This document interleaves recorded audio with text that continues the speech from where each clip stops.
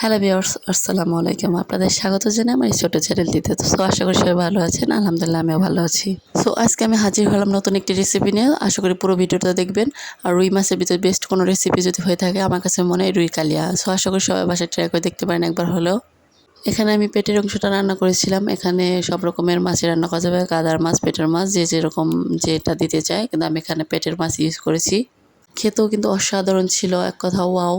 So viewers, আপনাদের কাছে আমার একটি অনুরোধ থাকবে, আমার এই নতুন চ্যানেলটিকে একটু সাবস্ক্রাইব করে একটু পাশে থাকবেন। তো এখানে আমি মাছটা সাইজ করে কেটে নিয়েছিলাম ছোট ছোট করে। আমার কাছে বড় মাছ খেতে ভালো লাগে না, সে কারণে দেখেন আমি কীভাবে পিস করে নিয়েছি একদম মাংস মতো। আপনারা আপনাদের মতন করে সাইজ করে কেটে নেবেন। সো আশা করি বুঝতে পারছেন। এখানে আমি হলুদ এবং লবণ দিয়ে এটাকে ম্যারিনেট করে রেখে দেবো 15 মিনিটের জন্য।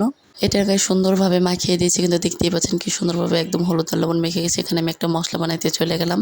এখানে ব্লেন্ডারে আমি নিয়েছি বড় বড় 3টা পেঁয়াজ কুচি। তো পেঁয়াজ কুচিগুলো সুন্দরভাবে কেটে নিয়েছি সাইজ করে। এখানে ব্লেন্ডারে ব্লেন্ড করে নেবো সুন্দর। তার সাথে দিয়ে দেবো কয়েক কোয়া রসুন, একটু বড় সাইজের। তারপরে দিয়ে দিচ্ছি এখানে পরিমাণ মতন কিছু কাঁচা মরিচ দিয়ে এটাকে আমি মিহি করে একদম ব্লেন্ড করে নিয়েছি। দেখেন এটাকে কিন্তু একদম মিহি করে ব্লেন্ড করে নিয়েছি, দেখতেই পাচ্ছেন। তারপর চলে যাবো এখন চুলায় একটা প্যান বসে গরম করতে দিয়েছি। আর সবসময় আপনারা রুই কালিয়াটা সরিষার তেল দিয়ে রান্না করার চেষ্টা করবেন। আমার বাসায় সরিষার তেল ছিল না, তো আমি সয়াবিন তেল রান্না করছি। এখানে মাছগুলো ভেজে নেব সুন্দর করে।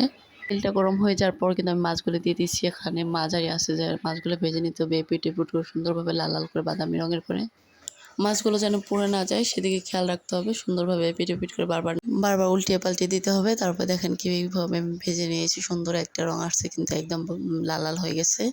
এখন আমি এটাকে উঠিয়ে নিব সব মাছগুলো। এই হ্যান্ড খুসুনতে কিন্তু আস্তে আস্তে উঠাবে, না হলে কিন্তু মাছগুলো ভেঙে যেতে পারে। সুন্দরভাবে আস্তে আস্তে আমি কীভাবে উঠাচ্ছি দেখতে পাচ্ছেন।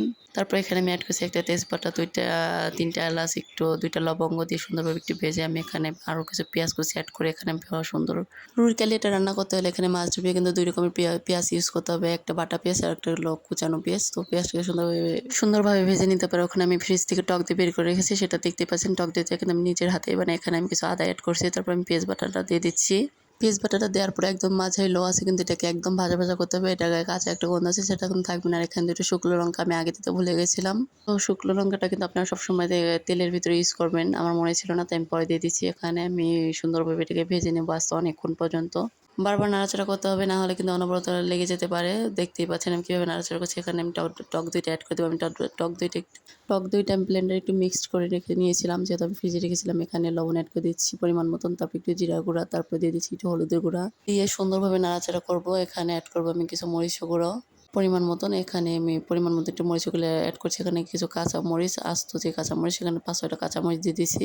দেওয়ার পর এই মশলাটা পুরো ভালো করে কষাতে হবে। এই পানিটা একদম কিন্তু টেনে যাবে। সুন্দরভাবে বারবার নাড়াচাড়া করে দিচ্ছিলাম আমি। তো এইভাবে অনবরত কিন্তু আমি 5-6 মিনিটের মতো নাড়াচাড়া করেছিলাম। একদম কষিয়ে যে কাঁচা গন্ধটা সেটা কিন্তু থাকবে না। এখানে আমি তারপর একটু পানি অ্যাড করে দিলাম।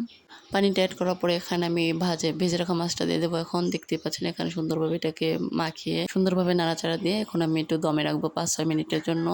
5-6 মিনিটের জন্য এটাকে ঢেকে রাখলাম। তারপরে এখানে হচ্ছে কি আমি একটু লেবু অ্যাড করবো। আমি যেহেতু টমেটো ছিল না বাসায়, সো আমি টমেটোটা অ্যাড করতে পারিনি। টমেটো দিয়ে একটু টকটক ভাব হলে ভালো হয়। এখানে আমি অল্প একটু পরিমাণ লেবু অ্যাড করছি, দেখতেই পাচ্ছেন কতটুকু পরিমাণ লেবু দিচ্ছি। এখানে দিয়ে আবার নাড়াচাড়া করে দিচ্ছি, আবার একটু ঢেকে দিব। ঢেকে আবার আমি 2 মিনিটের জন্য রান্না করবো দমে সুন্দরভাবে। এখানে আমি একটু পরপর নাড়াচাড়া করে দিচ্ছিলাম, যেহেতু নিচতে না লেগে যায়। সেভাবে নাড়াচাড়া করতে করতে আমার রান্নাটা কিন্তু প্রায় হয়ে আসছে। তো এখানে দেখতে পাচ্ছেন একটু সরিষার তেল না দিলে কিন্তু রান্নাটা একদম অসম্পূর্ণ থেকে যাবে। যেহেতু রুই কালিয়া সরিষার তেলে রান্না করলে ভালো হবে, তো আমি এখানে পরিমাণ মতন একটু সরিষার তেল দিয়ে দিলাম। একটু ভালো গ্রানটা একটু ভালো আসবে। আমার রান্না প্রায় শেষের দিকে কিন্তু প্রায় হয়ে আসছে। আবার একটু দমে দিয়ে দিয়েছিলাম সরিষার তেলটা দিয়ে একটু 5 মিনিটের জন্য। তো সুন্দরভাবে কি সুন্দর একটা কালার আসছে, দেখতেই পাচ্ছেন। আপনার বাসায় একবার হলেও ট্রাই করে দেখতে পারেন। এই রেসিপিটা অসাধারণ একটা রেসিপি। সো বন্ধুরা, আপনাদের একটু আশা করি আমার এই ভিডিওটা একটু ভালো লাগলে একটা লাইক বা একটা শেয়ার করে দিবেন। সো আশা করি ভালো থাকবেন, সুস্থ থাকবেন। আল্লাহ হাফেজ, দেখা হবে নেক্সট কোনো ভিডিওতে।